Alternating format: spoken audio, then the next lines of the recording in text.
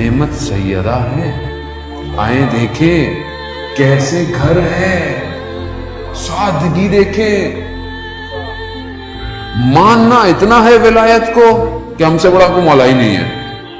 और जो एक बेटी की शादी करने आ जाए, ऐसी शादी करते ना जैसे सैयदा ने की थी। भाई हिम्मत है, मौलाना खानदान नाराज हो जाएगा, बरादरी क्या बोलेगी, बरादरी को कयामत वाले दिन जवाब देंगे, सैयदा को जवाब देंगे। लेकिन हिम्मत नहीं है।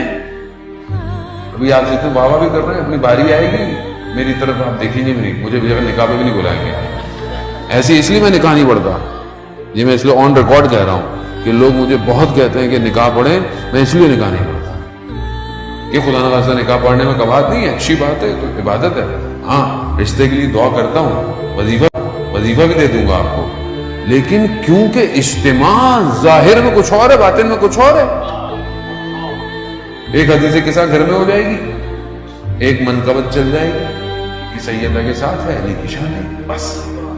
बाकी सीरत कहां है, ये घर कहां है, नहीं। और जैसे हमने जहेज बनाया हुआ है, बीवी को क्या मिला जहेज में,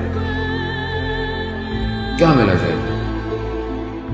नहीं, वो मौलाना सिक्योरिटी होती है। हाँ ठीक है, बाप अपनी बेटी को दे जो वो अफोर्ड करता है, लेकिन ऐसा तो ना करे ना उसे कर्जे लेने पड़ जाए। ऐसा तो ना करे कि अगर उसकी 2-3 बेटियां हैं तो सारी जिंदगी मकरूज है। आप याद रखें, मैं जवानों को नुस्खा दे रहा हूं कि जब अपनी शादी के लिए बात करें, अपनी मां ढूंढे जो अपने गोद में इमाम जमाना का सिपाही तरबियत करेगी।